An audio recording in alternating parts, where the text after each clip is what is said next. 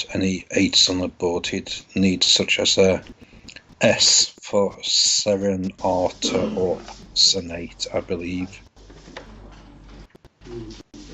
So Nigel's played up his duplicate A and duplicate E to give him a very strong rack leave of ANTER. Stu has got 2 A's, 2 E's, FO and blank. Again, Stu may be looking to do similar to Nigel and play off his duplicate A and E's, but he may need a bigger makeover of his rack. Potentially could play FOE from the OE on the board and FAE, which is what he's doing. It doesn't leave an ideal rack. He's got AEO and a blank. So Stu will be hoping to pick up at least 2 concerts. Let's see if Nigel's picked up friendly tiles to go with his ANTER rack leave.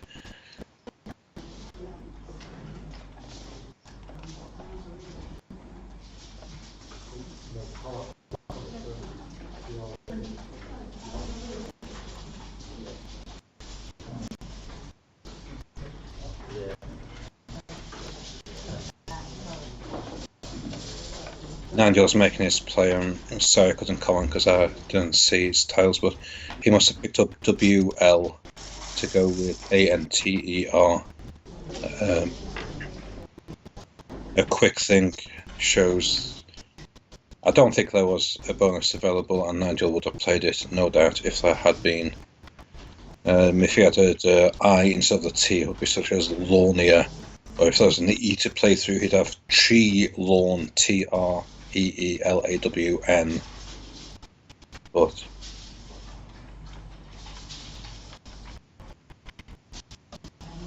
none of those plays were available. There was a floating E.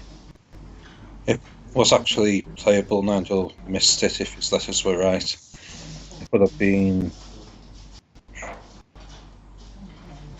No, it wouldn't make EAL under foe, so it wasn't quite right.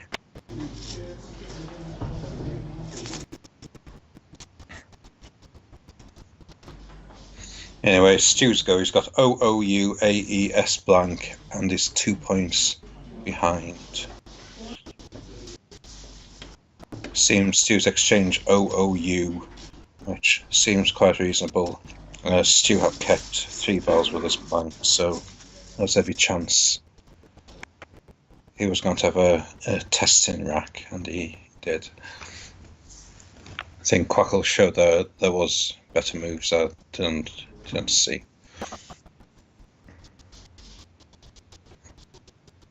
Nigel's got a rack of turn-let, which isn't a word. Run-let is a word, but he's got an extra T.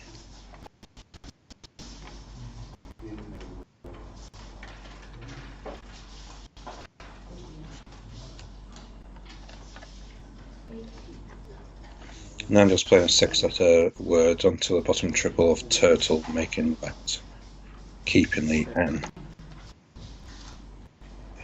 The top 2 plays were nutlet and turtle, so seems Nigel's played the second best move available.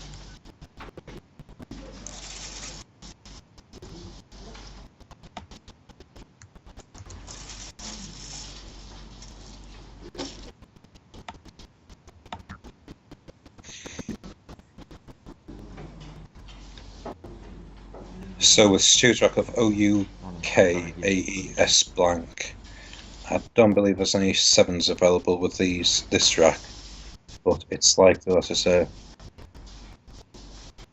bonus playable, say, through the T of turtle.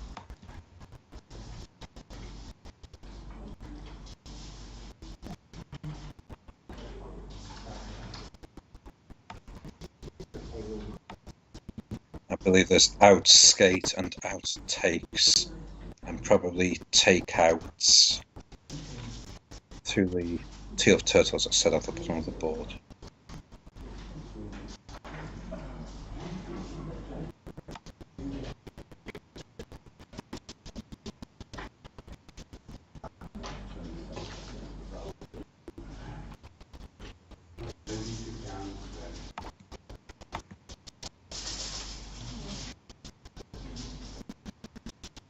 through the L, and with a blank as a G, I believe there's cagoules as well, but it wouldn't quite reach the double word score on the left-hand side of the board.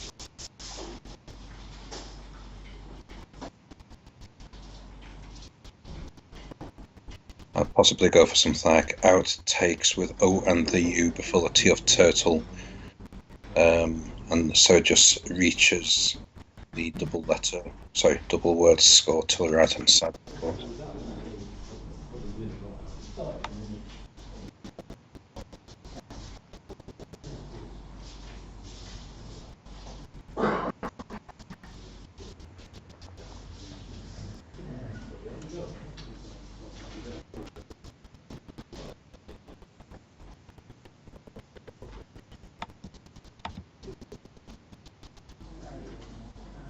So Stu's used the blank for T for outtakes.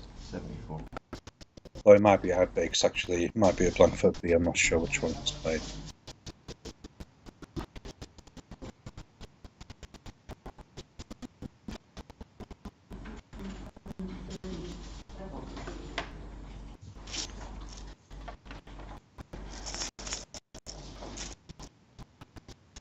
And best play was shown as Luke Combs from the L of turtle.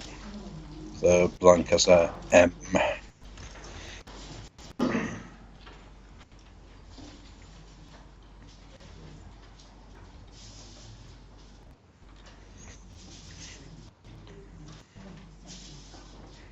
So Nigel's only got one vowel. He's got P-R-E-N-T plus a second N and a D. I believe printed is good. Possibly another version of printed. That would be playable through the E, but wouldn't be the best points, even though the P would be on the double letter score. Stu's got a reasonable pick. Of A-E-E-I-O-R-S. He needs a floating T for Iterios, which is a bit ironic because he's just played through the floating T for his bonus.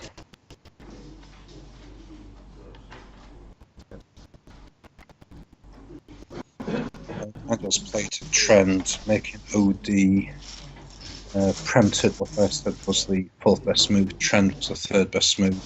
According to what penned, the top move looks like that's on the top of outbakes or outtakes, with D on the double letter in the triple lane.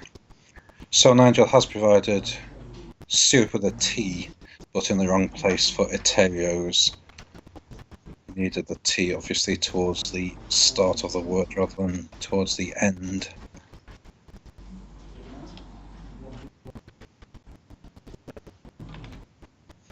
Nigel's still got his lack of vowel problems. He's picked up an O plus a Y, which is talked about as a sort of quality vowel.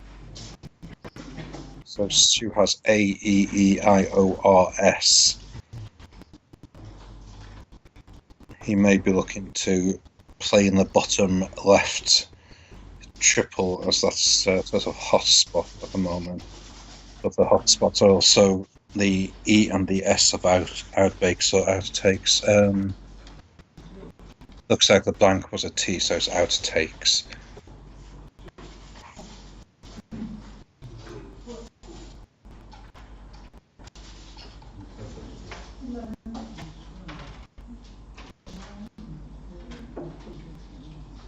Stu could possibly play E-I above the K of outtakes for eek, which would give him a rack leave of O-R-S-E-A, which, although slightly vowel heavy, is pretty decent. He sort of, depending on his pickup, would need a constant playthrough for an 8, so there's like TR trend and the S of outtakes. So Stu's got an 18-point lead, and he's probably only going to score sort of 10, 14-ish this play, probably.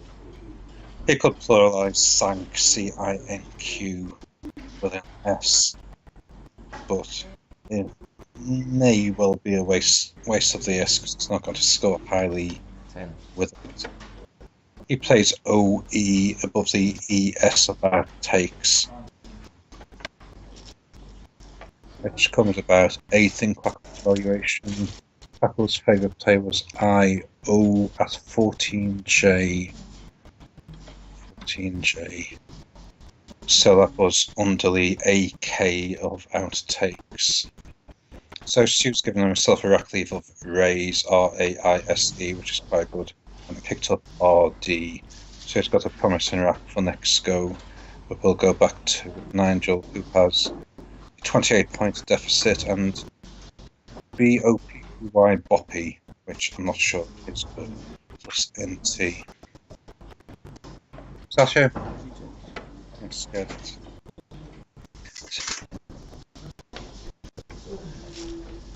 I can see Stu's got Raiders on his rack when it's his go. Nigel's best move, according to Quackle, is BY, which is what he's played underneath AK takes. So Stu probably quite quickly will be playing Raiders. Not sure if there's an anagram of Raiders. It's definitely playable on the OE that he's just played himself. Fortunately, it's one spot out where Sank is for Sank, so it would have to be one space below him.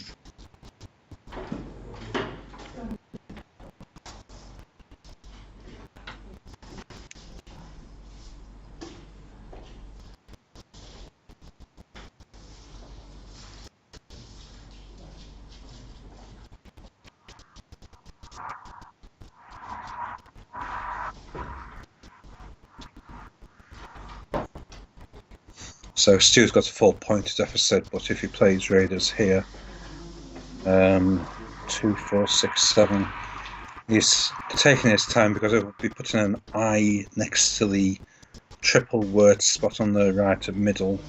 Is obviously fraught with dangers, but Stu's not in a position to know that. Nigel hasn't got a particularly strong rack. He's got 2 P's on the C plus nice help NOST.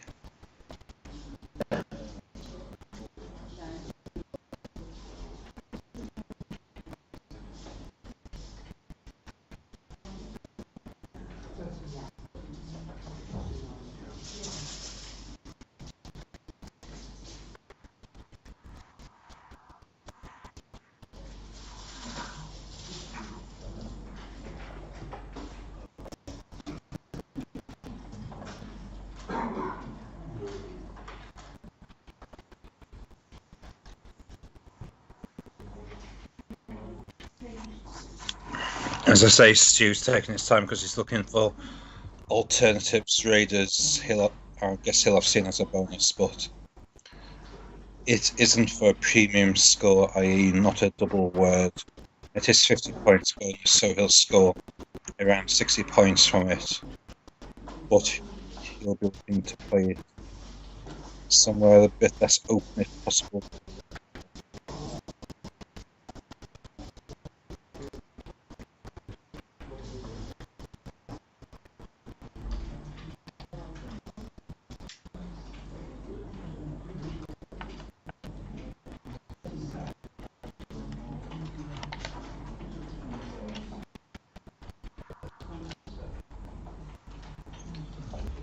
Yeah, Stu spent his time looking for an alternative play, and it's a nice play.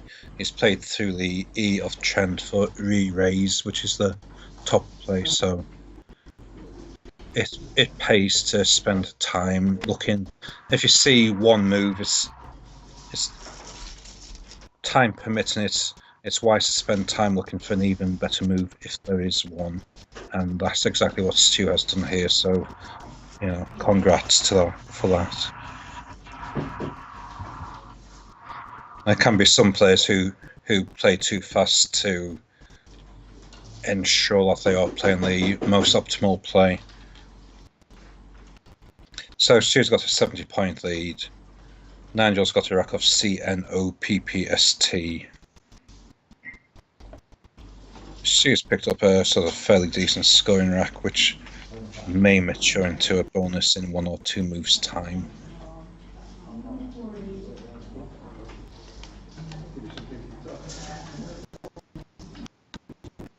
Nigel plays Pont, making some overlaps.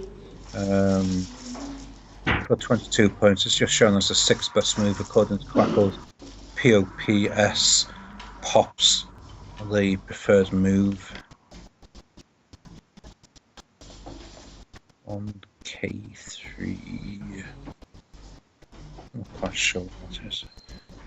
Oh yes, it's making Sanks, CINQS. Stu's got a 48-point lead and a rack of MEN, Men, FAGE.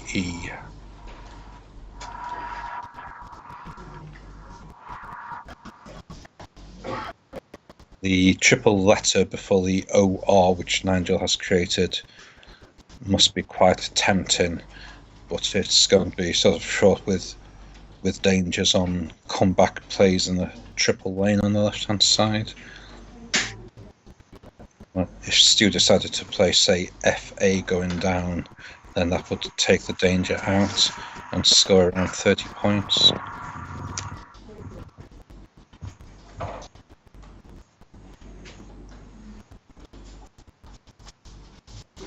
Stu will also be looking for a 5-letter word beginning with E, which will go under the KY at the bottom of the board.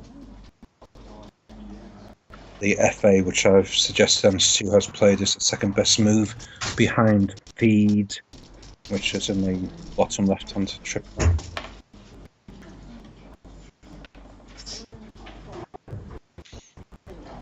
So Stu's got a 78-point lead over this Nigel Richards. And Stu's succeeded in keeping the board tightish. Nigel's got a rack of CHIIPS, which is sort of close to psychic, etc. 2 eyes.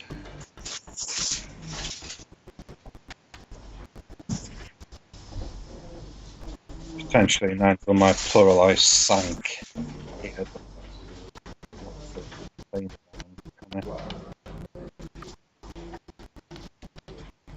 Yes, he's psychic. It's a very nice making Sanks.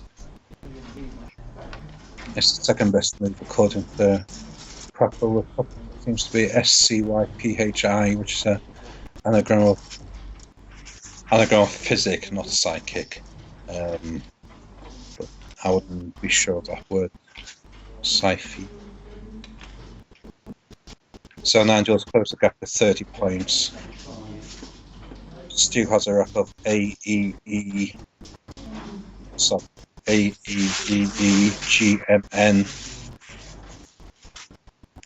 He may decide to possibly play EME when Angel's just played his physic, making HM. Will score quite heavily. Or maybe he may play game in the same spot. The score must be a good 30 plus if he does play that. I'd probably say EME for a better rack balance. B. He's playing the game. Oh, he's playing the word game, not playing the game. I don't know if Craig's the better play by evaluation of about 2 points, which seems sensible with a rack lead of GANE. Stu's given himself a rack lead of EEN, which is still reasonable. Nigel's picked the final blank. He's got BEIIOR blank. There's not too many bingo lanes on the board. There's one ending in E on the mid left, making RE full of next to E raised. There's an S goes after the OE on the bottom right hand side. That's presuming there is a bonus on Nigel's rack, which sure.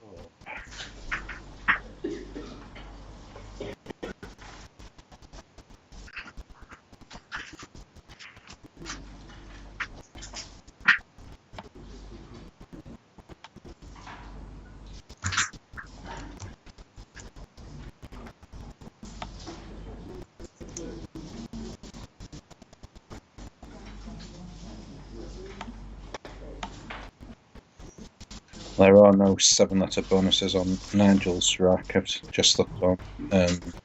It's either 8 would be available through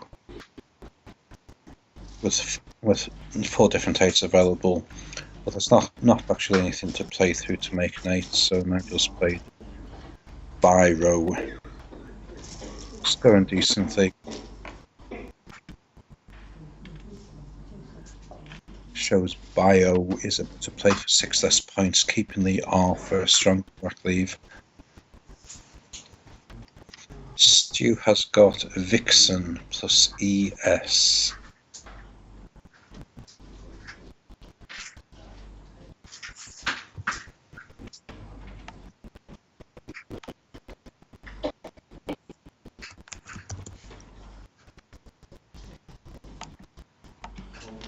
I hope, yeah, Stu's seen that.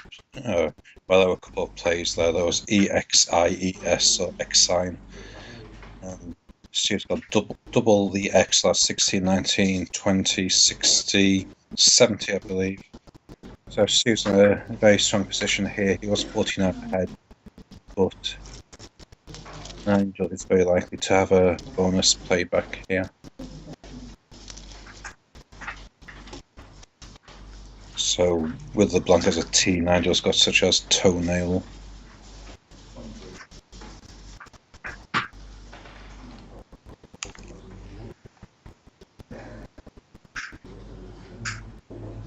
Stu's X sign was better than my EXIES because it would have given Nigel a 8-letter triple play onto the S, which he's got such as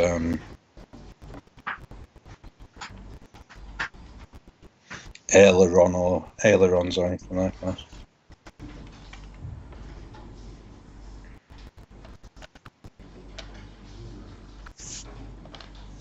Looks like Nigel's probably playing gasoline. No, he's playing the blank for a P for opaline.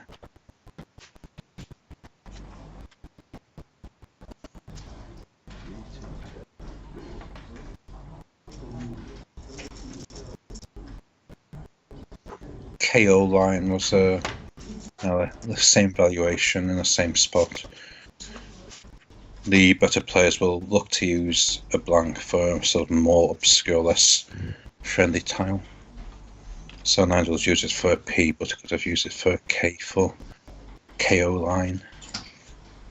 Stu's got a 55-point lead with 17 unseen tiles, and he has a rack of Vomit plus ES. He's close to emotives. He's got motives, yes, of course. And he's playing it straight away. So Stu's in a very, very strong position now to win the game. Motives on Biros he's played.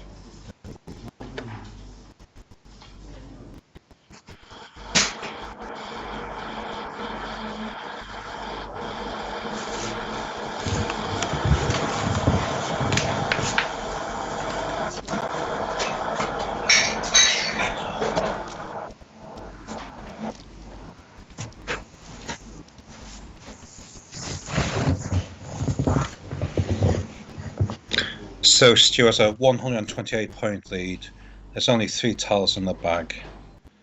Nigel's got potential heavy scoring tiles, but basically needs 2 high scoring plays, and with only 3 tiles left in the bag, it's not going to happen. So I'm predicting a Stu Harkness victory for Scotland over Nigel Ricketts of New Zealand, but Stu has picked up 7 consonants, including the heavy J, W, and H.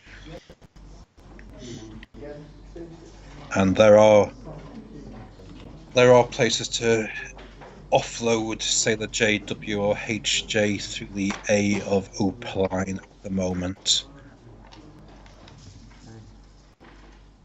We'll see what Nigel's play is.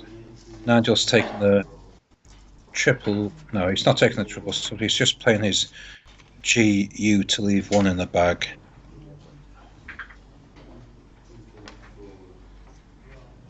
Realistically, Nigel's got too much of a deficit, but you can never say never with Nigel. He's come out with some amazing plays in the past.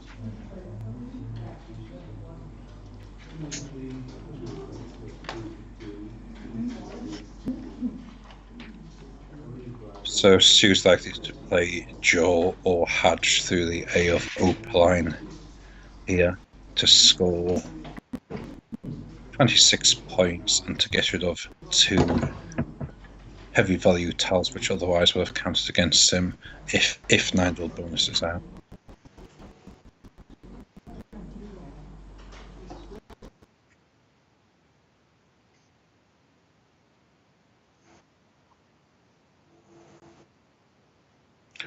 Oh my god. There's always a reason behind plays, and Craig's put potentially playable through the GU is Ziggurat, which will be a triple and 1,000,000 points.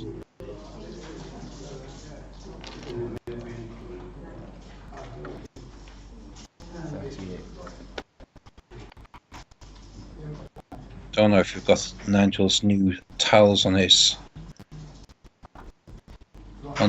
rack. I guess we have. So Stu has got the R and the T, which Nigel would have needed for the Ziggurat.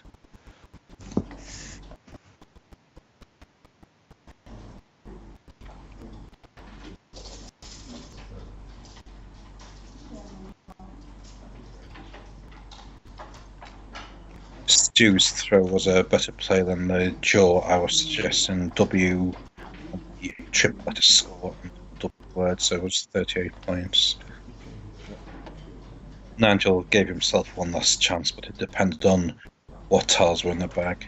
If he had gone out with Ziggurat, it would have been the top for the next few years. It would have been probably about 300 points plus.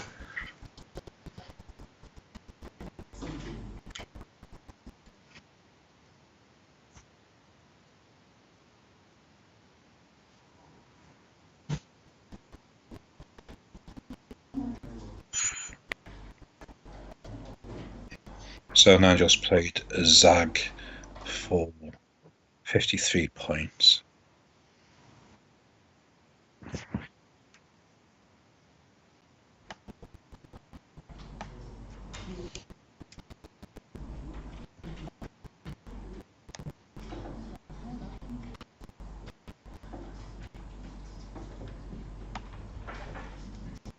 Even though Nigel was in a bad position, he gave himself a winning chance if he had picked up the right tiles, but Stu had got the R and the T. This Ziggurat, some kind of tower, and it would have been 10, 11, 13, 15, 16, 17, 18, 19. It would have been approximately 250 points, I believe.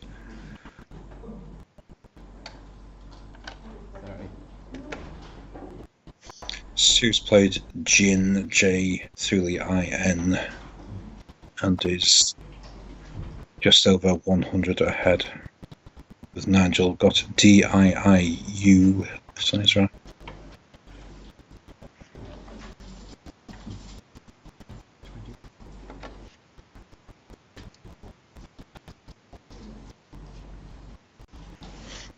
Nigel's just played his ID off. Stu's Jin was the second best move. Joel elsewhere was slightly higher.